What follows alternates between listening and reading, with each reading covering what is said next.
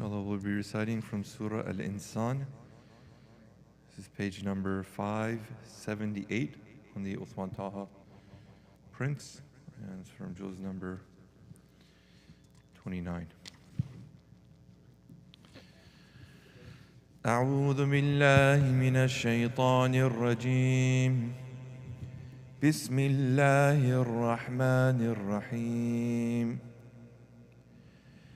هل أتى على الإنسان حين من الدهر لم يكن شيئا مذكورا إنا خلقنا الإنسان من نطفة أمشاج نبتليه فجعلناه سميعا بصيرا إنا هديناه السبيل إما شاكرا وإما كفورا إنا أعتدنا للكافرين سلاسل وأغلالا وسعيرا إن الأبرار يشربون من كأس كان مزاجها كافورا عينا يشرب بها عباد الله يفجرونها تفجيرا يوفون بالنذر ويخافون يوما كان شره مستطيرا ويطعمون الطعام على حبه مسكينا ويتيما وأسيرا إنما نطعمكم لوجه الله لا نريد منكم جزاء ولا شكورا إنا نخاف من ربنا يوما عبوسا قمطريرا فوقاهم الله شر ذلك اليوم ولقاهم نضرة وسرورا وجزاهم بما صبروا جنة وحريرا متكئين فيها على الأرائك لا يرون فيها شمسا ولا زمهريرا ودانية عليهم ظلالها وذللت قطوفها تذليلا ويطاف عليهم بآنية من فضة وأكواب كانت قوارير من فضة قدروها تقديرا ويسقون فيها كأسا كان مزاجها زنجبيلا عينا فيها تسمى سلسبيلا ويطوف عليهم ولدان مخلدون إذا رأيتهم حسبتهم لؤلؤا منثورا وإذا رأيت ثم رأيت نعيما وملكا كبيرا عاليهم ثياب سندس خضر واستبرق وحلوا أساور من فضة وسقاهم ربهم شرابا طهورا إن هذا كان لكم جزاء وكان سعيكم مشكورا إنا نحن نزلنا عليك القرآن تنزيلا فاصبر لحكم ربك ولا تطع منهم آثما أو كفورا واذكر اسم ربك بكرة وأصيلا ومن الليل فاسجد له وسبحه ليلا طويلا إن هؤلاء يحبون العاجلة ويذرون وراءهم يوما ثقيلا نحن خلقناهم وشددنا أسرهم وإذا شئنا بدلنا أمثالهم تبديلا إن هذه تذكرة فمن شاء اتخذ إلى ربه سبيلا وما تشاءون إلا أن يشاء الله إن الله كان عليما حكيما يدخل من يشاء في رحمته والظالمين أعد لهم عذابا أليما صدق الله العلي العظيم. صلوات. اللهم صل على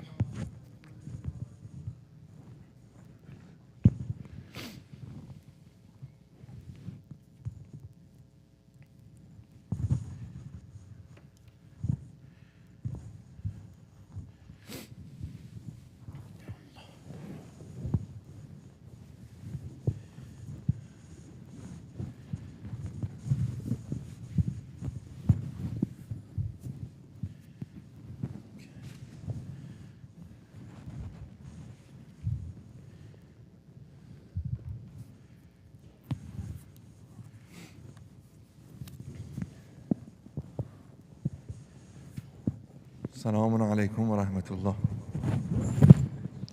أعوذ بالله من الشيطان الرجيم. بسم الله الرحمن الرحيم. الحمد لله رب العالمين والصلاة على رسول الله وعلى آله الطيبين الطاهرين وأصحابه المنتجبين سيما بقية الله في الأرضين عجل الله تعالى فرجه الشريف. صلوات على محمد وعلى محمد. اللهم صل على محمد. Inshallah, what we'll do tonight is I'll make some closing remarks about the presentation last night about the life of Imam al-Hasan, about his charitable giving, and then we'll turn our attention to the dua. We'll read the remaining lines of the dua really just to complete the dua, and then if there's time, maybe some closing comments, inshallah. So last night we said about the character of Imam al-Mujtaba alayhi salatu wasalam when we look at Ziyara Jama'a Kabira. One of the descriptions that we have of Ahlul Bayt, not just here but in other places, is وَعَادَتُهُمُ الْإِحْسَانُ وَسَجِيَّتُهُمُ الْكَرَمُ, that it is your habit to be good and it is your nature to be giving. We spoke a bit about how Islam establishes a model of living that encourages people to work for their livelihoods, and of course they are requesting sustenance first, foremost and centrally from Allah, but that they have to put into practice the opportunities that God has given them in pursuit of that sustenance. So Islam is working towards alleviating poverty through the empowerment of people in the workforce. Now there are a few strategies that we said are employed that work to reduce this poverty. One of those things that we mentioned last night was encouragement of work.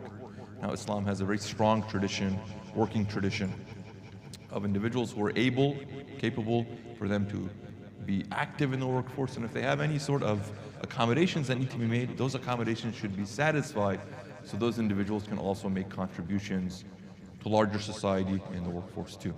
The second is to conceal poverty.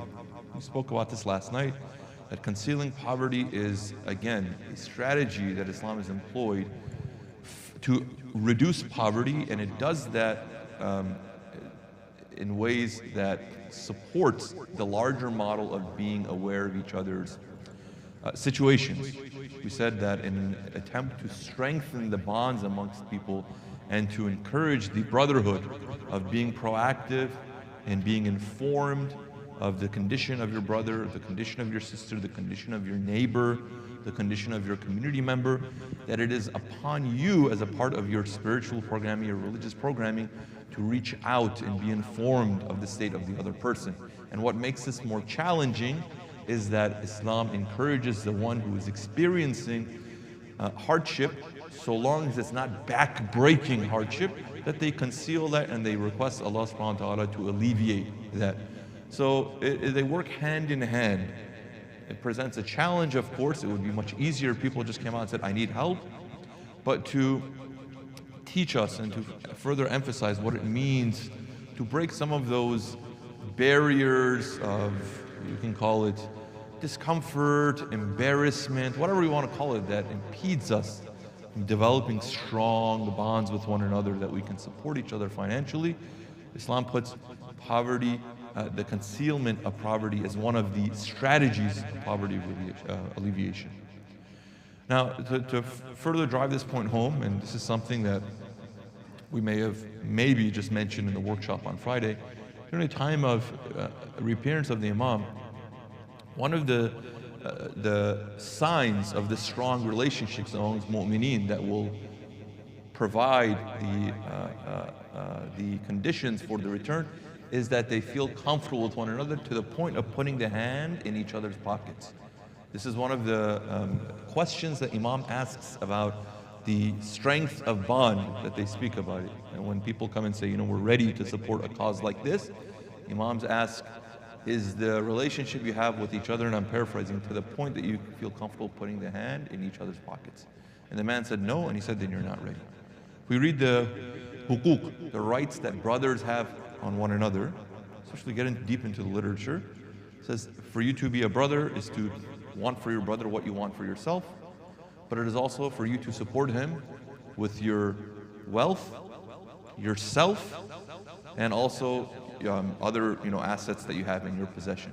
So you help with your time, you help with your wealth, you help with your resources, but you also help with the wealth that you have. Now, it should of course be a little bit more structured than everyone saying we have a joint bank account, anyone in the community can take whatever they want.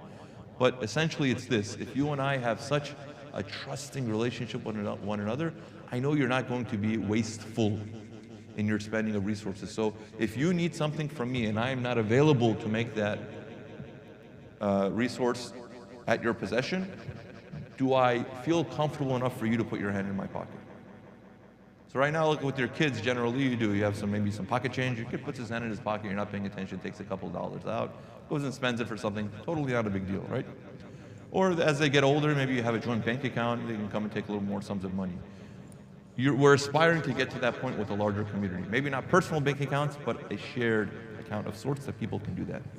So poverty, the concealing of poverty becomes a strategy for poverty alleviation. Number 3 that we didn't really get to discuss last night was financial planning. See, the Ahlul Bayt, again, like I said, because Islam does not have a program for Muslims, mu'mineen, to be poor, it doesn't endorse poverty as necessarily the ticket to a good spiritual life. It can happen in the state of poverty, it can happen in the state of wealth. But in any case, the Ahlul Bayt have a strong emphasis towards good planning, and financial planning is a part of it itself. So we should be striving, yes, towards living in a balanced financial society where the basic standard of living is provided to all individuals, and those who work harder, free market, they can earn more, they can live more comfortably, sure, that's the aspiration. But what we should be kind of focusing on in this financial planning is not to squander the opportunities that are made available to us. There's a hadith that's attributed to the Prophet, and he says that ma akhafu ala ummati al-faqr. I don't have a concern, or I don't fear the experience of poverty for my nation. So I'm not concerned if my Muslim community becomes a poor community. وَلَكِنْ أَخَافُ عَلَيْهِمْ سُوءَ التَّدْبِيرِ. What I do fear for them is poor planning. سُوءَ التَّدْبِيرِ. Poor planning, no planning. This is a concern. Right? So it's not as much about if we're wealthy, then we're in good shape, and if we're poor, we're not in good shape. It's what are you doing in a state of poverty, and what are you doing in a state of wealth that demonstrates that you have a plan. that you have a strategy. If we ask this of ourselves at a personal level, and then we ask this of ourselves at a collective level, really, what do we have to say about that? Some of us may have personal plans. And in those personal financial plans, we have investments, we have whatever. There's a community-facing element of that. Yes, I'm working to get to this level, and a part of my contributions is going to be charitable giving. So I'm working in this field, in that field, I'm going to gain this much money, I hope, and then inshallah, at this point, I want to do these projects. Wonderful. That's personal financial plan. But there should also be a community financial plan, right? And in striving towards those financial plans, we have to remember those basic religious teachings. So you're working towards what things? You're working first towards the development of your Islamic self, and then that of your family, then that of the people around you, and then in kind of like assisting the larger society in the troubles that it has, and working towards reforming structures that are either inefficient, or they are misguided, or they are totally broken. All of that should be a part of your plans in life. And the finances, the wealth should be used as a means to alleviating those, to solving those. So the question we have to ask ourselves is, first at a personal level, financial planning. Now there's conversation to be had about personal finances. I think it's incumbent on every Muslim for them to have a basic financial education, right? Know how to do basic budgeting, for them to have some sort of an investment plan, portfolio. When I say that, I don't mean, necessarily endorsing an investment model of, Western capitalist system.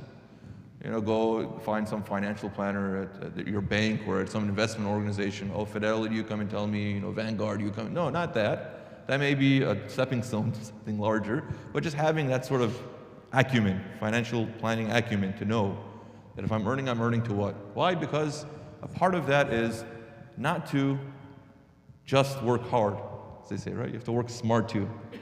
A lot of us work incredibly hard, but the way the system is structured, if we don't know where our place is in the larger system, really we're just working to serve some other person's end, right? And those ends are not necessarily religious ones, divine ones, godly, sanctioned ones. They're to maximize the profit that they can take from you. So having that sort of basic financial literacy is important in the Muslim community.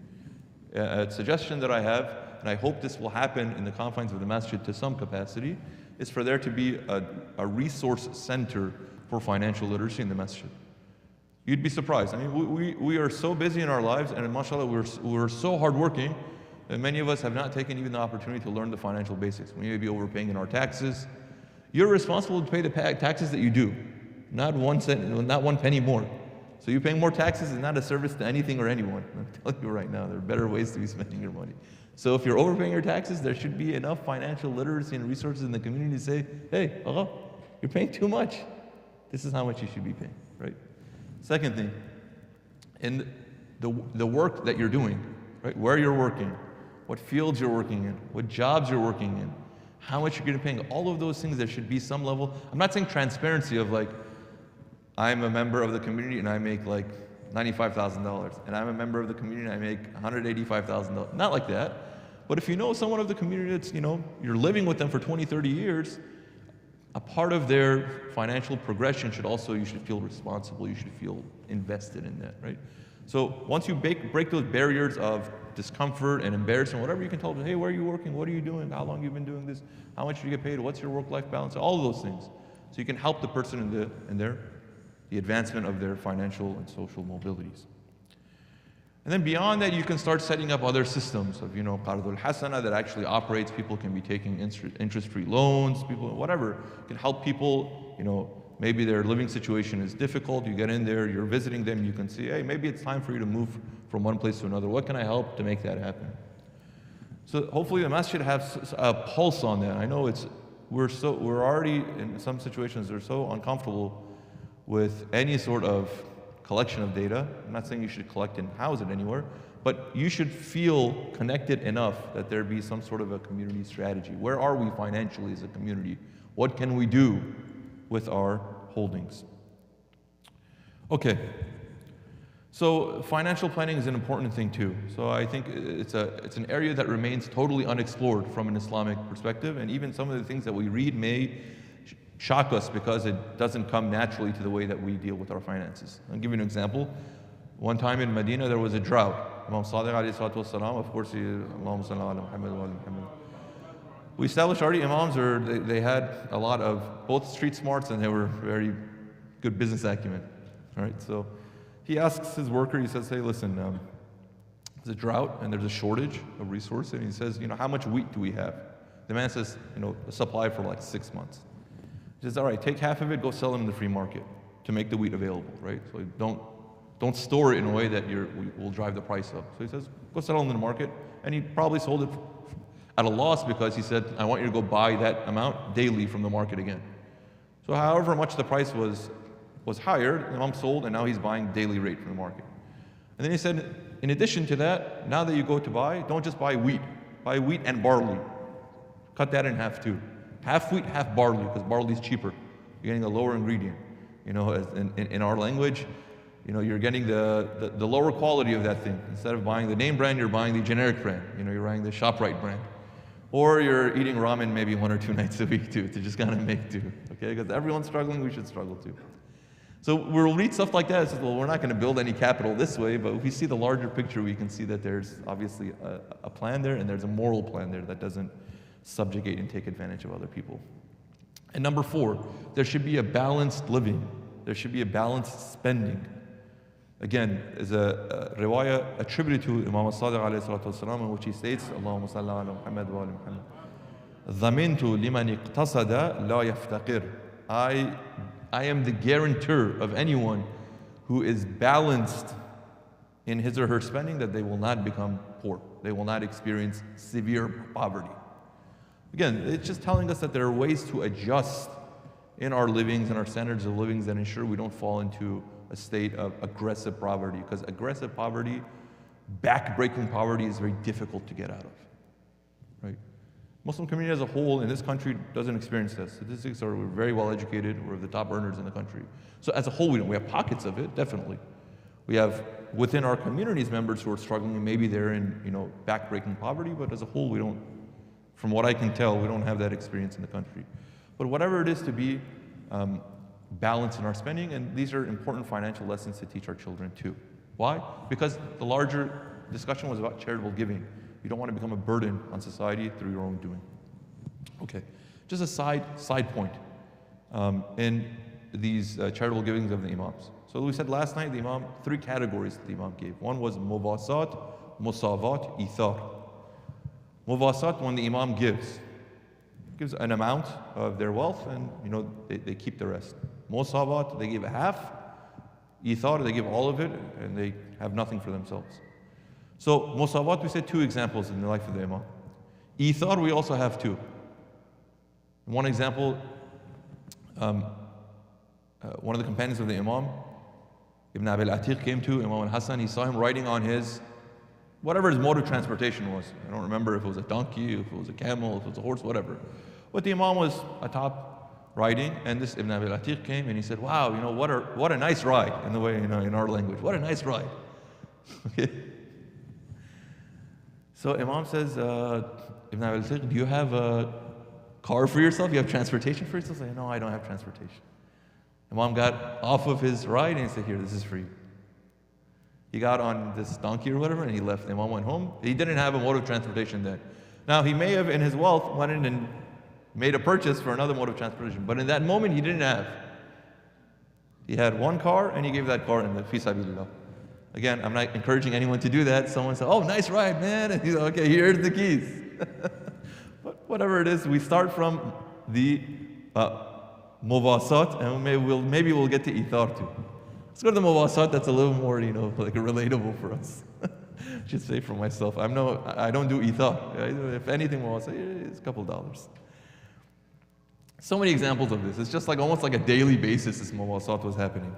Once a man came to the masjid seeking help. It was a common thing then. Masjid was the hub of the community. People came there for all sorts of different reasons. Of course, they knew there must be some generous or wealthy people, so they came to the masjid asking for help. In this account, the third Khalifa was sitting kind of like in the beginning of the masjid, right? So he comes to Uthman and he says, can you help me? I need help. Uthman turns to him and gives a few dinars. And the man looks to him and says, I'm sure he should thank him, but he said, listen, I'm not a beggar. I have a heavy debt. And he said, I have to pay the blood money, I have to pay diya. So I'm not really just looking for some spare change. I really need help from someone. And Uthman said, look, I gave you what I gave you. You see those people sitting in the corner? Go to that group. They're generous people. They're people of giving. So he goes to the corner, and it's sitting three people: Imam al-Hassan, Imam al-Hussein alayhi salam, and also Abdullah ibn Jafar. Okay? So the three are sitting there, and the man comes and says, can you please help me? Then before Imam gives him any money, first he begins to admonish him. He says, listen, a person should not go asking for money from other people or extending that hand. Remember, we said concealing poverty, except in three cases. One, diya, blood money. Because blood money is so much, it's really going to be financially backbreaking. You'll go bankrupt. Two, you have a large debt, dain, that again, you cannot repay. Third, you have poverty that is backbreaking. So unless it's one of these three situations, you shouldn't be coming and doing it. He's teaching him. The man says, as it turns out, I am in one of these three situations. I'm in the first one. I have a diya that I have to pay, the blood money. The Imam says, no problem. So the amount that he had to gather was 1,000 dirham. Imam al-Mujtaba gave him 500. 500 dirham he gave to him. Then Imam al-Hussein also gave to him. He gave 490. To make sure he doesn't give the same amount of his older brother. That's a sign of a respect. And Abdullah ibn Jafar, again, as a respect to both of them, gave 480. So the man collected much more than he needed. And as on his way out, he sees Osman again, and Osman says, how did you not know who these people were? These are people of giving. These are people of open-handedness. These are people of charity. When the people in the community want something, they know where to go to. He was surprised that you didn't even know where to turn to when you need something. Again, a reminder for us, when we need things, they're the right places to turn to, and they're the wrong places to turn to. We turn in the presence of God. I mean, God is everywhere, but we turn and orient ourselves that way. We go to the door of Ahlul Bayt and request those things. Again, a man came to, this is an interesting example. They were so giving. It says a group of people came to Imam al-Mujtaba that would perform Hajj every year. Okay, going to Hajj was such a difficult thing to do then. Even now, it's expensive, right? You're paying $5,000, $10,000, depending on where you're staying. You're staying in the nice hotels, Watchtower, maybe $15,000, whatever. So they go Hajj every year, okay? And they would go visit the Imam, and in their visiting of the Imam, they would visit, and they would bring gifts, they would bring all these different sorts of things. In one event on the way out, this group, Imam started handing them monetary gifts, like help, money. And one of them turns to the Imam and says, Ya Imam, nahnu aghniya, we're not poor, we're wealthy people. If anything, we should be giving you money. Imam says, it is not in our nature, it is not like us for someone to visit our home and to leave empty-handed. This is the kind of the sajiyatuhumul karam. That it is just their nature, in a way, that they're open-handed. They give to the people, even if you say they don't need it. So if more than that, we should be thinking about ways of using the things that Allah has given in our possession to give to people who are needy. And we'll get to the point, inshallah, where we can give to people where they don't even need, but we give it out of a goodness of our heart. Risala salawat ala Muhammad wa ali Muhammad. Okay, we're just about at time, which means that unfortunately we didn't get an opportunity to read from the remainder of Dua 44 of Saifat al-Sajadiyah. My humble request is, if you can, read the remaining of the dua. It's a very rich dua, and also I think it would be nice, at least in this month, for the dua to be read once from the beginning to the end. So if you can, and my request to you is, inshallah, read the dua in its entirety at least once, and keep it somewhere accessible to you. At least every month of Ramadan, review it. It's something good to get us in the mood of the month, inshallah. And before I end, because we have a short presentation to be made, I just want to thank Allah subhanahu wa ta'ala for this opportunity of having spent these 14, 15 nights here. It really was a blessing. I'm not saying this because I'm your guest. I'm saying this because I truly had a wonderful time here. The warmth that was extended here, the kindness, the hospitality. I can't say that I'm deserving of it, but I want to say that I thank you all for that. The second thing is that I saw a tremendous opportunity in the center. I had the good fortune of interacting with this community through their Saturday school. I can see that there's great potential here. And meeting all of you, I can see that you're good people. from what I know, and there's great potential for you to live as model Muslims and to expand your Islamic operations in ways that others can look to you as a role model. Continue that. Be in pursuit of bettering yourselves, bettering the center, enriching the center, building the services that you have. Invest in yourselves and invest in your children. You will always get a good return on your investment, inshallah. I ask you to keep me all in your du'as and to please, from the bottom of your heart, forgive me if there was any shortcomings, which there were. If I said anything that was incorrect, if I said something that was not to your liking, if I said something that was offensive, if I said something that was hurtful, it was not my intention. I'm not a perfect person. I make more mistakes than all of you, perhaps combined. I like to think that I'm not a sick individual that will say or do something to hurt another person. But these things happen, so I ask humbly for your forgiveness, inshallah. Walhamdulillah Rabbil Alameen, wa salatu ala Rasulillah, wa ala alihi tayyibin tahirin.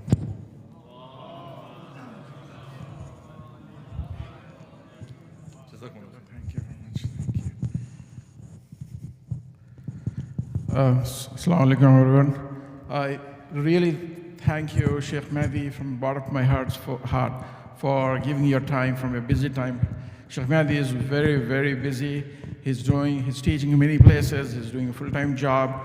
And then he also took time to prepare these lectures for us. And also, he's giving his time for Saturday school. So thank you so much. We hope to get you more often here, inshallah, next Ramadan and in between. So please, we'll remain in touch with you and invite you more often. Thank you so much. We also have a guest today from Zahra Trust, Brother Salim Qasim. He's from UK. He's here he wants to say a few words about Zahra Trust. So I invite Brother Salim Qasim for his presentation. I think you have that, right? Yeah. Okay. Thank you. Assalamu alaikum, everyone. Is that loud enough? Can you hear me okay? Yeah? Alhamdulillah. So, as the brother mentioned, you can tell from my accent, I'm from London. It's amazing to be out here in the US, and to tell you guys a little bit about the Zahra Trust.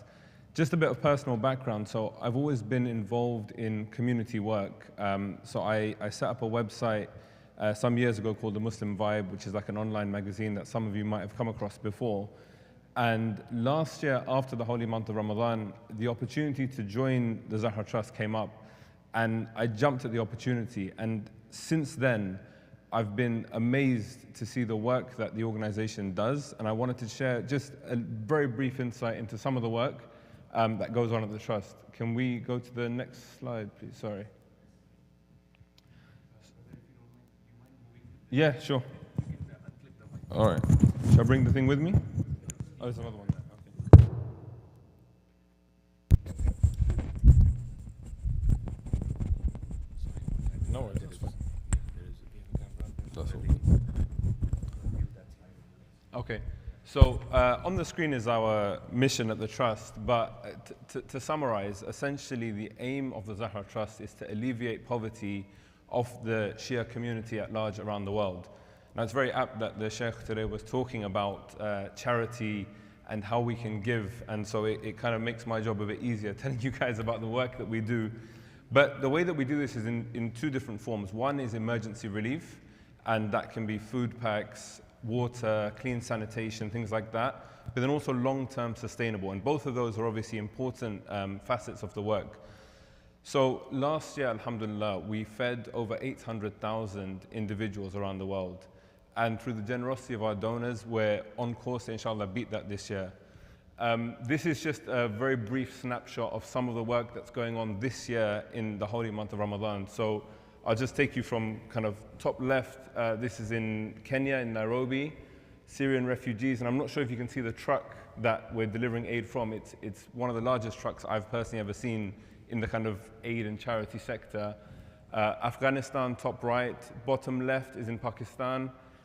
Yemen in the middle here, and then Najaf in one of our main offices there. But essentially the Trust, alhamdulillah, has grown over the year, and we have teams on the ground who are in touch with the local communities and are aware of the needs that are most present. Now, when it comes to charity, just my own brief reflection, I always, before joining the trust, always thought about long-term projects and the need for sustainability and infrastructure. And one thing I was made aware of in a conversation with someone from Yemen, one of our reps there, she said that we talk about education for kids, and of course education is important, but they're in such a situation right now in Yemen that they don't have food on their table, they don't have clean drinking water. So she said, whilst we want to do infrastructure projects, we have to think about the here and now. And it's heartbreaking to think that that's the reality of our Shia brothers and sisters anywhere in the world. But unfortunately, that's the case. In terms of longer term projects, there were just two examples I wanted to bring forward to you guys today. So, alhamdulillah, right now, we've seen the situation in Afghanistan over the years and the recent trouble as well. And we've been working on a project where we wanted to build a school. Inshallah, the school has not been built yet, but we hope to house 1,000 students. 30% of those will be on scholarships from orphan families, and it's going to be in the west of Kabul in a primarily Hazara area. The project is underway, so right now we're renting a place, which is the building in the middle. We have 120 students there. We're doing reception year 1 and year 2. And the school is up and running. But there's plans to obviously grow and develop that, inshallah. Another project, so I talked about Yemen. This is quite an exciting project. So there's a city called Hodeidah, which is the 4th largest city in Yemen. And we've bought a plot of land that can hold 200 houses. The pictures, either side, well, all of these pictures are of the first house that we built about a month or 2 ago. And this Ramadan, we're fundraising to try and build more houses. So alhamdulillah, on the 1st of Ramadan, we did a kind of flash campaign where we said we want to fundraise enough money to build 1 house in a day. In 24 hours, can we raise the money amongst our donor base, amongst everyone? We put the word out there, and within 10 hours, we secured the funds, alhamdulillah, to build a second home. And since then, we've had pledges for more, and we're doing more work on the ground. There's an abundance of work that's going on. There's an abundance of need. And whilst I'm here from the Zahra Trust, and I'm here to talk about our work, the takeaway I think I would like to get across, and as I said, it lends on very nicely with what Sheikh was saying today, is that it's important that we think about our brothers and sisters, and especially in the holy month of Ramadan, especially with the nights of Qadr that are coming up. The Holy Prophet, peace be upon him, says that, Allahumma salli ala Muhammad wa ali Muhammad. The best of charity is given in the holy month of Ramadan. And we know the well-known hadith that the person who doesn't think about the ummah when he wakes up in the morning is not from us.